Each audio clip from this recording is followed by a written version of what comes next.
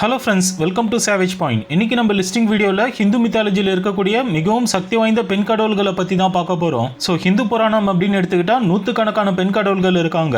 ஆனால் இன்னைக்கு வீடியோவில் இந்தியாவில் ஒரு சில முக்கியமான மாநிலங்களை வழிபடுற கடவுள்களை பற்றி மட்டும் பார்க்கலாம். இன்கேஸ் நீங்கள் எதிர்பார்த்தவங்க இந்த லிஸ்ட்டில் இல்லை அப்படின்னா மறக்காம கமெண்ட்ல சொல்லுங்க. செகண்ட் பார்ட் கூட மேக் பண்ணுறேன். தென் ஏற்கனவே ப்ரீவியஸ் வீடியோஸில் சொன்ன மாதிரி யாருக்காவது DC, Marvel, Hollywood, anime, gaming இந்த மாதிரி பாப்புலர் கல்ச்சர் சம்மந்தப்பட்டது அண்ட் மித்திக்கல், ஹிஸ்டாரிக்கல், அனிமல்ஸ் இந்த மாதிரி ஜென்ரல் கண்டென்ட்ஸ்லயே நல்ல நாலேஜ் இருக்கு, மினிட்ஸ் மிஸ்ட்ரி, மொக்க கமெண்ட்ரி அட்மின்ஸ் மாதிரி நல்லா பேச வரும். நம்ம சேனல்ஸ்ல பேசுறதுக்கு இன்ட்ரெஸ்டா இருக்கீங்க அப்படின்னா டிஸ்கிரிப்ஷன்ல என்னோட வாட்ஸ்அப் நம்பர் கொடுத்துருக்கேன், மறக்காம கான்டாக்ட் பண்ணுங்க. சரி, இந்த வீடியோ இன்ட்ரெஸ்டிங்கா இருக்கும், உங்க எல்லாருக்கும் பிடிக்கும் நம்புறேன். அதனால கடைசி வரைக்கும் ஸ்கிப் பண்ணாம பாருங்க. வாங்க வீடியோக்குள்ள போகலாம்.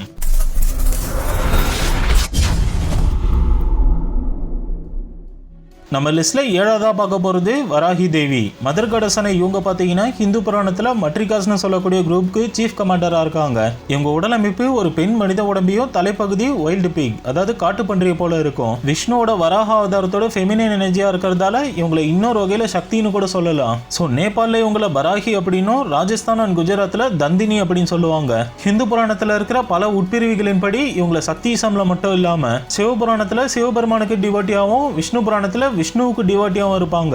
இருந்தாலும் மார்க்கண்டேய புராணத்தின் படி அதுல இருக்கிற எழுத்துக்கள்லயும் சரி, கலை சிற்பங்கள்லயும் சரி, இந்த வராகி பாத்தீங்கன்னா விஷ்ணு பகவானோட அவதாரத்துல இருந்து தான் உருவாக்கப்பட்டிருக்காங்க அப்படின்னு ஆதாரத்தோட நிரூபிக்கப்பட்டிருக்கு. பொதுவா இவங்க போர்கள்ல கலந்துக்கும் போது காட்டுப்பன்றி உருவத்துக்கு மாதிரி ஒரு கையில சுதர்சன சக்கரம் மாதிரியான ஆயுதத்தையும் இன்னொரு கையில நீளமான வாள் வச்சிருப்பாங்க. ஒன்ஸ் சண்டை போர்லாம் முடிவுக்கு வந்ததுக்கு அப்புறம் காளி மாதிரி இறந்து போனவங்களோட ரத்தத்தை அருந்திக்கிட்டே நடனம் ஆடுவாங்களாம். ஒரு முறை ரக்த பூஜா அப்படின்ற அசுரனை அழிக்கிறதுக்காக துர்கை அம்மன் பாத்தீங்கன்னா இந்த மட்ரிகாசை உருவாக்கினதாகவும் இவங்களை பயன்படுத்தி மொத்த டீமன் ஆர்மியை கொன்னதா குறிப்பிடப்பட்டிருக்கு. மார்க்கண்டேய புராணத்தை பொறுத்தவரை வராகி தேவி பாத்தீங்கன்னா வழிகாட்டுதலின் கடவுள் மற்றும் பாதுகாவலர் அப்படின்றதால மோஸ்ட்லி பயணம் செய்யறவங்க தான் இவங்களை அதிகமா வழிபடுவாங்களாம். இதுல மத்ஸ்ய புராணத்தின் படி அந்தகாசுரனை அழிக்க சிவபெருமானும் இந்த மட்ரிகாசை உருவாக்கி அந்த அசுரனை அழிக்க பயன்படுத்தினதா சொல்லப்படுது. இப்படி ஹிந்து புராணத்திலே வராகி தேவியை பத்தின கதைகள் ஏகப்பட்டது இருக்கு. என்னதான் பலதரப்பட்ட கதைகள் இருந்தாலும் இவங்க கிட்ட விஷ்ணு சிவபெருமானுக்கு இணையான சக்திகள் இருக்கிறதால தான் ஹிந்து புராணத்திலே முக்கியமான கடவுளா பார்க்கப்படுறாங்க.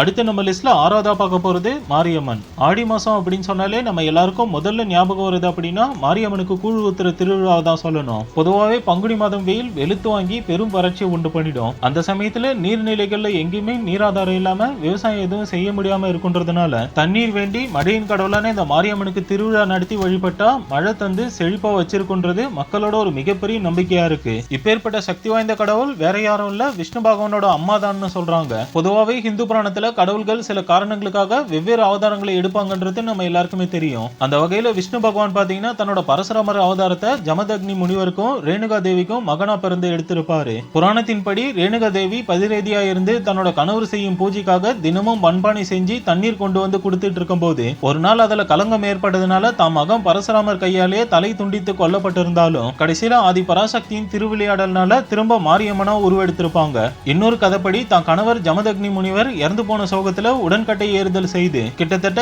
எரிஞ்சி சாகர நிலைமையில அவங்க உடல் ஆத்தங்கரையில அடிச்சுக்கிட்டு போய் ஒரு வேப்ப மரத்துக்கு அடியில மோதி இருக்காங்க. அப்ப அந்த வேப்ப மரத்துல இருந்த இலைகளை ஆடியா கட்டிக்கிட்டு அந்த இலைகளையும் உணவா சாப்பிட்டு வேப்பலையும் மஞ்சளையும் அரைச்சி தன்னோட தீக்காயங்களுக்கு மருந்தா போட்டுட்டு வந்திருக்காங்க. அதோட அங்க இருந்த கிராமத்து மக்கள் உடல் சூட்டை தணிக்கிறதுக்காக கூழ், மோர் மாதிரி குளிர்ச்சி ஊட்டும் பொருட்களை கொடுத்து சரி செஞ்சிருக்காங்க. அதன் பிறகு ரேணுகா தேவி அந்த வேப்ப மரத்துக்கு அடியிலே சிவனியும் பார்வதி தேவியும் நோக்கி கடும் தவம் இருந்து மாரியம்மனா தவ வலிமை பெற்றதா சொல்லப்படுது. இந்த காரணங்களுக்காக தான் தமிழக மக்கள் எல்லா வருஷமும் மாரியம்மனுக்கு திருவிழா நடத்தியும் தீக்காயம் மற்றும் அம்மை மாதிரி நோய்களுக்கு வேப்ப இலைகளை மருந்தா பயன்படுத்திட்டு வராங்க. லிஸ்ட்ல அடுத்து அஞ்சாவதா பார்க்க போறது லட்சுமி தேவி. இவங்களை இன்னொரு வகையில பார்கவி, நாராயணி, வைஷ்ணவி, மகாலட்சுமி இப்படி பல பெயர்களை வச்சு சொல்லுவாங்க. மும்மூர்த்திகள் மாதிரி 3 தேவிகள்ல ஒருத்தரான இந்த மகாலட்சுமி பாத்தீங்கன்னா விஷ்ணு பகவானோட மனைவியா இருக்காங்க.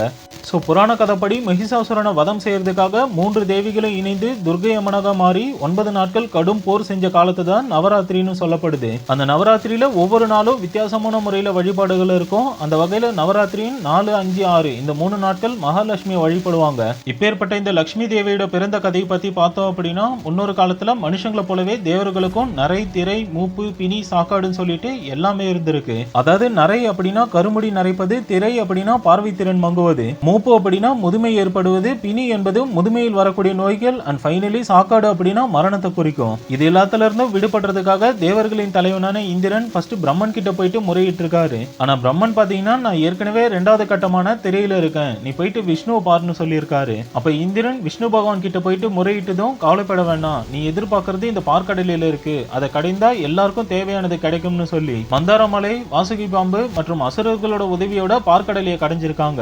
அதுல இருந்து ஒவ்வொருத்தரும் தங்களுக்கு தேவையானதை பெற்றாங்க.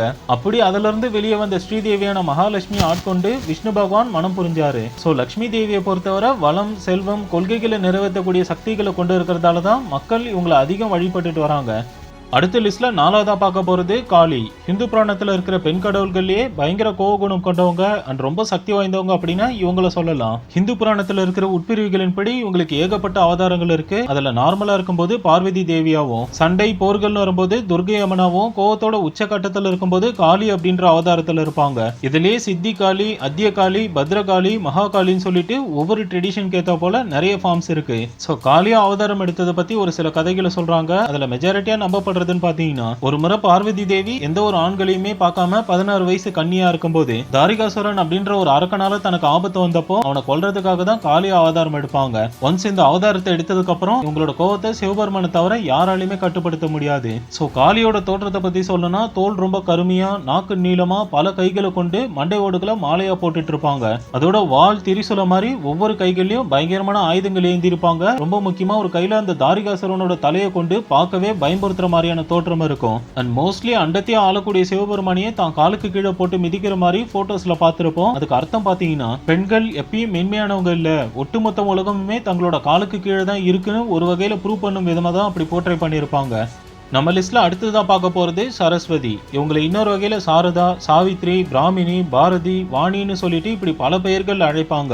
ஏற்கனவே பல மித்திக்கல் வீடியோஸ்ல சொன்னது போல நம்ம ஹிந்து மதத்துல பாத்தீங்கன்னா சைவம், வைணவம், சாத்தம், சௌரம்னு சொல்லிட்டு நிறைய உட்பிரிவுகள் இருக்கு. அதுல எல்லாத்துலயுமே எல்லா கடவுள்களுக்கும் வெவ்வேறு கதைகள் சொல்லப்பட்டிருக்கும். சோ வேதங்கள்லயே மிகவும் பழமை வாய்ந்த ரிக்வேதத்தின்படி இந்த சரஸ்வதி தேவி ஒரு ஆறாக மையப்படுத்தி குறிப்பிடப்பட்டிருக்கு. இதுலயே 2 கதை உட்பிரிவுகள் கொண்டு இருக்கு. அதுல கந்த புராணத்தின்படி பார்த்தோம் அப்படின்னா தத்திச்சி மகரிஷியோட இறப்புக்கு தேவர்கள் தான் காரணம், அதுலயும் குறிப்பா இந்திரன் தான் காரணம்னு சொல்லி அந்த மகரிஷியோட மகன் பாத்தீங்கன்னா ஒரு மிகப்பெரிய வீரனை உருவாக்குனா. அண்ட் அந்த வீரனும் தேவர்களை அழிக்க காத்துட்டு இருக்கும் போது விஷ்ணு பகவான் தேவர்களை காப்பாத்துறதுக்காக ஒரு தந்திரம் செஞ்சு அந்த வீரனை முதல்ல கடல் தண்ணியை பருக சொல்றாரு. அப்ப அந்த வீரனை வருண பகவான் கிட்ட கொண்டு போய் சேர்க்கிற பொறுப்பை சரஸ்வதி ஏத்துக்கிட்டு ஒரு ஆறாக மாறி அவனை கொண்டு போய் கடல்ல சேர்த்து முடிவுக்கு கொண்டு வந்து ஒட்டுமொத்த தேவர்களையும் உலகத்தையும் காப்பாத்தினதுல சரஸ்வதி பெரும் பங்கு வகிக்கிறாங்க. இதே கதையை பத்ம புராணத்துல கொஞ்சம் மாத்தி சொல்லப்பட்டிருக்கும். அதாவது ஒரு முறை வடவாகினி அப்படின்ற ஒரு மிகப்பெரிய அக்னி பிளம்பு இந்த பூலோகத்தையே எரிச்சு நாசம் பண்ண இருந்த சமயத்துல சரஸ்வதி தேவி அந்த அக்னியை கடல்ல கொண்டு போய் சேர்த்து பூலோகத்தை பாதுகாத்திருக்காங்க. இது எல்லாத்த விட பிரம்ம புராணத்தின்படி பிரம்மன் அண்டத்தையும் உருவாக்கி முடிச்சதுக்கு அப்புறம் உயிரினங்களை படைக்கிறதுக்கு முன்னாடி எல்லா உயிர்களும் அறிவாற்றலோட செயல்படுறதுக்காக தன்னோட சக்தியில இருந்து பாதியை எடுத்து சரஸ்வதி தேவி உருவாக்குறாரு. அண்ட் பிரம்மன் நினைச்ச மாதிரியே சரஸ்வதியும் அண்டத்துல இருக்கிற எல்லா உயிர்களும் சரிவர இயங்குறதுக்கு தேவையான அறிவாற்றலை வழங்கிட்டு வர காரணத்தினாலதான் இன்னைக்கும் மக்கள் சரஸ்வதி தேவியை வணங்கிட்டு வராங்க. அடுத்த லிஸ்ட்ல 2வதா பார்க்க போறது துர்கை அம்மன். மதர் காடஸான துர்கா தேவி பாத்தீங்கன்னா அசுரர்களை வதம் செய்யவும் அமைதியை நிலநாட்டவும் ஆதிசக்தியில இருந்து ஒரு ஃபியர்லெஸ் காடஸா அவதாரம் எடுத்திருப்பாங்க. அதாவது புராணத்தின்படி மகிஷாசுரன் அப்படின்ற ஒரு அசுரன் தனக்கு அழிவே வரக்கூடாதுன்னு பிரம்மனை நோக்கி 1000 வருடங்கள் கடம் தவம் இருந்து சாவில்லா வரம் கேட்கும் போது பிரம்மன் பாத்தீங்கன்னா இந்த உலகத்துல யாரா இருந்தாலும் ஒரு நாள் இறந்துதான் ஆகணும் அப்படின்னு சொல்றாரு. அப்படின்னா சரி, எனக்கு இறப்புன்னு வருதுன்னா அது தேவர்களாலேயோ அசுரர்களாலேயோ மனிதர்களாலேயோ இல்லாம ஒரு பெண்ணாலதான் வரணும் அப்படின்னு கேட்டதும் பிரம்மனும் அதை வழங்கிடுறாரு. சோ அந்த வரத்தை பெற்றதுக்கு அப்புறம் மகிஷாசுரன் பாத்தீங்கன்னா எல்லாரையும் அச்சுறுத்தி துன்புறுத்திட்டு வந்ததுனால எல்லா தேவர்களும் முனிவர்களும் மும்மூர்த்திகள் கிட்ட போயிட்டு முறையிட்டு இருக்காங்க. அப்போ மும்மூர்த்திகளும் ஒன்னு சேர்ந்து தங்களோட சக்தியில இருந்து ஒரு தேவி உருவாக்குனாங்க.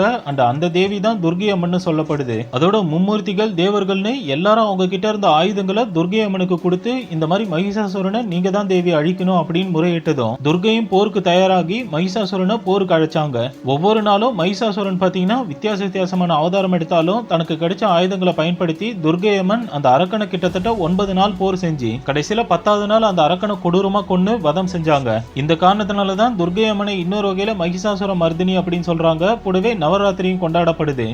ஸோ ஃபைனலி நம்ம லிஸ்ட்டை முதல் இடத்த பிடிச்சிருக்கிறது பார்வதி தேவி. இவங்களை பற்றி எந்த ஒரு அறிமுகமும் தேவையில்லை. ஏன்னா சக்திசமை பொறுத்தவரை மும்மூர்த்திகளை உருவாக்குனதே இவங்க தான். அதாவது சக்திசம்ல பார்வதி தேவி தான் பவர், எனர்ஜி, ஃபெர்டிலிட்டி, மதர்ஹுட் இப்படி உருவாக்கம் சம்பந்தப்பட்ட எல்லா விஷயங்களுக்கும் கடவுளா இருக்காங்க. என்னதான் பழமை வாய்ந்த வேதங்கள்ல இவங்களை நேரடியாக குறிப்பிடப்படலை அப்படின்னாலும் ராமாயணம், மகாபாரதங்களை பொறுத்தவரை பார்வதி தேவி ரொம்ப முக்கியமான ரோல்ஸ் தான் பிளே பண்ணியிருக்காங்க. அதுலேயும் எப்படி திருமூர்த்திகளுக்கு பல அவதாரங்கள் இருக்கோ அதே போல இவங்களுக்கும் சுந்தரி, கௌசிகி, காமாட்சி, வித்யாவாசினி, விஷாலாட்சின்னு சொல்லிட்டு ஏகப்பட்ட சக்தி வாய்ந்த அவதாரங்கள் இருக்கு. அதுல ரொம்ப முக்கியமானது அப்படின்னா துர்கை அண்ட் காளியை சொல்லலாம். சிவபுராணத்தை பொறுத்தவரை இவங்க சிவபெருமானோட பவர் அண்ட் ரீக்ரியேட்டிவ் எனர்ஜியா இருக்காங்க. அதோட சிவபெருமானுக்கு மனைவியாகி இவங்களை விட கொஞ்சம் சக்தி வாய்ந்த கடவுள்களான பிள்ளையார் மற்றும் முருகனுக்கு தாயாவும் இருக்காங்கன்னு சொல்லலாம். ஸோ ஓவராலா ஹிந்து புராணத்துல இருக்கிற பெண் கடவுள்களே பார்வதி தேவி பயங்கர பவர்ஃபுல்லா எல்லா வெர்ஷன்ஸ்லயும் ரொம்ப முக்கியமானவங்களா இருக்கிற காரணத்தினால தான் நம்ம லிஸ்ட்டை முதலிடத்தை பிடிச்சிருக்காங்க.